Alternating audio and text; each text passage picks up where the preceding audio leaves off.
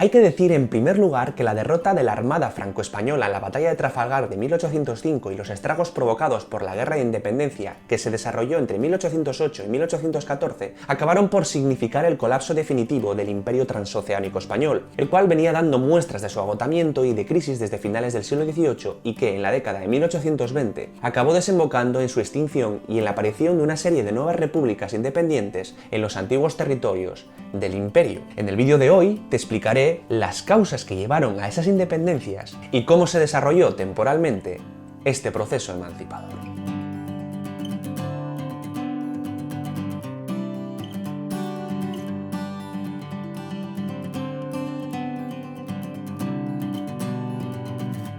Bien, para haceroslo más comprensible, como siempre, he decidido dividir este vídeo en dos grandes bloques. En primer lugar, las causas de este proceso y en segundo, su desarrollo temporal. Para explicar la rapidez con la que España perdió todo su imperio en América, necesitamos acudir a una serie de causas, como resulta bastante lógico. La primera y más evidente fue la situación de crisis provocada durante el reinado de Carlos IV y la posterior ocupación francesa de la península por las fuerzas napoleónicas, tras las abdicaciones de Bayona, en las que el propio Carlos IV y su hijo Fernando VII renunciaban a la corona en favor de Napoleón, el cual proclamó a su hermano José Bonaparte como rey de España con el título de José I. Hecho que desembocó en el estallido de la Guerra de Independencia Española, que se desarrolló entre mayo de 1808 y abril de 1814. Sin embargo, centrándonos en el propio territorio americano, hay que hablar de cuatro causas fundamentales.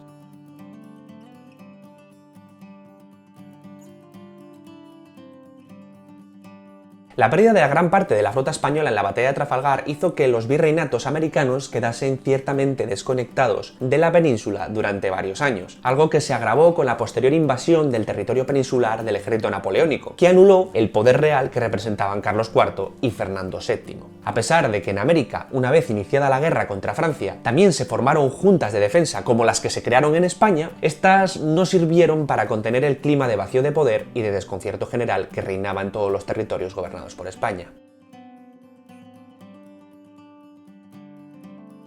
Las ideas de la Ilustración y sobre todo del liberalismo que nacieron en Europa se expandieron y calaron con mucha fuerza en los territorios americanos, debido esencialmente a que las medidas de censura impuestas en España por la monarquía de Carlos IV apenas tuvieron influencia y se aplicaron de manera efectiva al otro lado del Atlántico. Además, el ejemplo revolucionario dado en los territorios norteamericanos, que acabó con la proclamación de la independencia de los Estados Unidos de América, del cual tengo un vídeo por aquí arriba que os recomiendo que veáis, sumado también a la experiencia y al camino abierto por la Revolución Francesa, resultaron ser claves para inspirar y motivar a líderes independentistas como Bolívar o San Martín.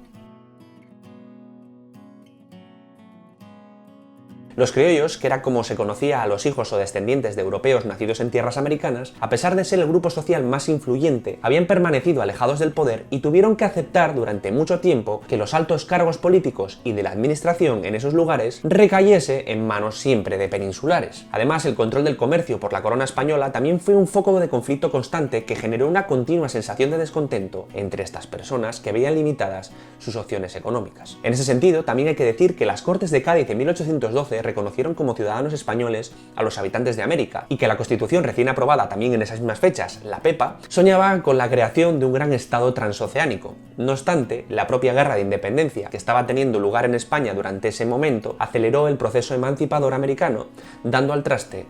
con esta idea.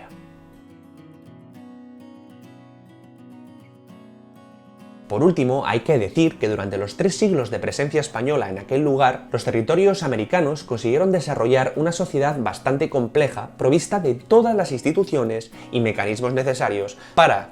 llegado el momento, poder gestionar sus asuntos de forma independiente. Matizadas pues las 4 grandes causas de todo este proceso, vamos ahora con la explicación del propio proceso de independencia.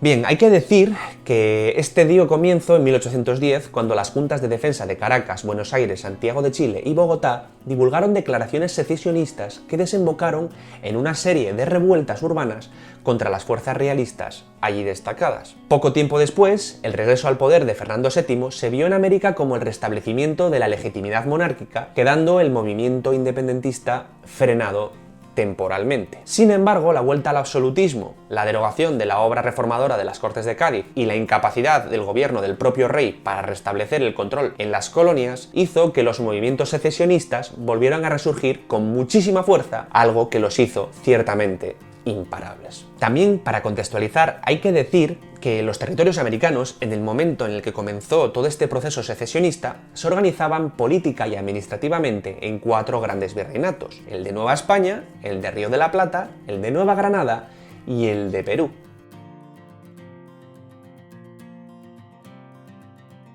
El primero que inició su proceso secesionista fue el del Río de la Plata. En 1810 comenzó la sublevación desde el Cabildo de Buenos Aires, que optó por no reconocer la autoridad española e iniciar así su proceso de emancipación. Proceso en el que desempeñaron un papel capital José de San Martín y Manuel Belgrano. Con el regreso al trono de Fernando VII, el ejército leal a la corona se marcó como objetivo retomar Buenos Aires, atacando posiciones rebeldes desde el Alto Perú, la actual Bolivia, tarea que fue en vano por la buena organización y fuerte resistencia ejercida por los sublevados. 5 años después de dar comienzo a las revueltas, el 9 de julio de 1816, el conocido como Congreso de Tucumán proclamó la independencia de la recién creada República de Argentina, que incorporaba para sí la mayoría de los territorios del antiguo virreinato. En los territorios norteños se proclamó también la República de Paraguay, mientras que los territorios del actual Uruguay quedaron ligados a Brasil hasta su independencia definitiva en 1830. Con el nombre de Estado Oriental del Uruguay, tras la proclamación de su primera constitución el 18 de julio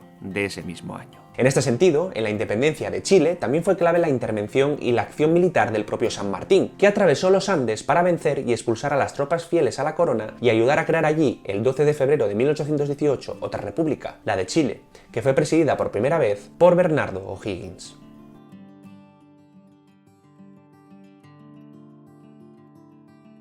En el proceso de independencia del Virreinato de Nueva España, tuvo una fuerte carga la causa indigenista y popular, que fue encabezada, entre otros, por los clérigos Miguel Hidalgo y José María Morelos. Estas revueltas, que comenzaron casi al mismo tiempo que las que tuvieron lugar en el Virreinato del Río de la Plata, pese a ser sofocadas en parte, sí consiguieron conquistar plazas importantes, debilitando así el poder borbónico en el lugar. Sin embargo, las victorias entre 1818 y 1821 del ejército rebelde, aglutinado en su mayoría bajo el mando del general Agustín Iturbide, se consiguió culminar la secesión de España tras la firma del conocido como Plan de Iguala el 24 de febrero de 1821, tras lo cual, engrandecido por sus victorias, Iturbide se autoproclamó emperador, estableciendo el que se conoció como Primer Imperio Mexicano. Aunque por poco tiempo, ya que en 1823 fue derrotado por las fuerzas de Antonio López de Santa Anna y Vicente Guerrero, que optaron por disolverlo y proclamar el 1 de noviembre de ese mismo año la Primera República Federal Mexicana. Además, pocos meses antes de estos acontecimientos, concretamente el 1 de julio de 1823, en los territorios del sur del Virreinato se instauraron las conocidas como Provincias Unidas del Centro de América, formadas por Guatemala, Honduras, Nicaragua, El Salvador y poco después Costa Rica. Sin embargo, en 1824, esta unión se transformó en la conocida como República Federal de Centroamérica, que, debido a numerosas diferencias internas, acabó por dividirse en diferentes estados independientes entre 1828 y 1830.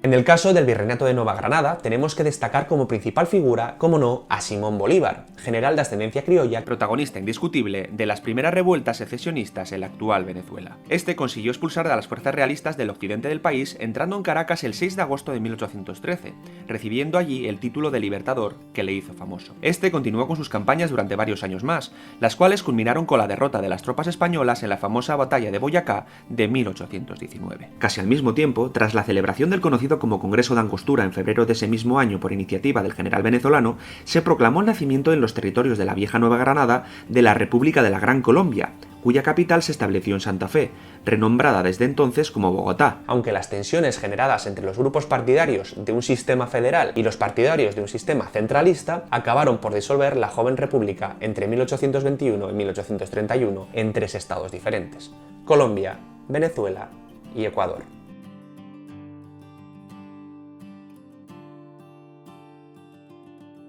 El caso del Virreinato de Perú fue diferente, ya que este se mantuvo desde un principio leal a la corona española, por lo que su independencia no fue fruto de una revuelta interna como sucedió en el resto de virreinatos, sino que dependió del éxito militar del resto de insurgentes sudamericanos que habían conseguido sus objetivos emancipadores. En este caso, la expedición del propio San Martín del año 1820 fue la que abrió el camino, la cual, tras tomar fortalezas realistas clave como la de Callao, consiguió llegar y tomar Lima, y poder proclamar así, el 28 de julio de 1821, la independencia del Perú. Sin embargo, pese a esta declaración, los enfrentamientos con los ejércitos realistas continuaron varios años más, siendo trascendental en este proceso la victoria de Simón Bolívar en la conocida batalla de Junín, que tuvo lugar el 6 de agosto de 1824. Meses después, el epílogo de todo este proceso tuvo lugar con la victoria del general Antonio José de Sucre sobre las tropas reales en la famosísima batalla de Ayacucho del 9 de diciembre de 1824, tras la que se completó la toma del Alto Perú, que acabaría transformado en un nuevo país, Bolivia, tras la declaración de su independencia el 6 de agosto de 1825. Tras la que se consumó la pérdida definitiva de las posesiones españolas en la América continental,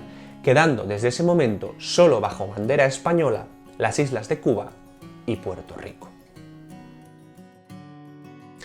Y hasta aquí llega este pequeño resumen de uno de los procesos históricos más intensos e interesantes de todo el siglo XIX. ¿Qué os ha parecido? ¿Qué opiniones os suscita? Pues ya sabéis, tenéis el cajón de comentarios para dejar vuestras aportaciones, eso sí, con respeto, porque sé que este tipo de temas generan cierta polémica, por lo que os recomiendo que escribáis relajados, que no cuesta nada, y así seguimos manteniendo el buen rollo que reina en la comunidad que formamos el Cubil, ¿vale? Dicho esto, como siempre, recordaros que si os ha molado me lo demostréis en forma de like y suscribiéndoos al canal si es que por casualidad no lo estabais ya. Nos vemos la semana que viene con más historia aquí en el Cubil. Cuidaros mucho, un saludo a todos, aquí Peter, chao.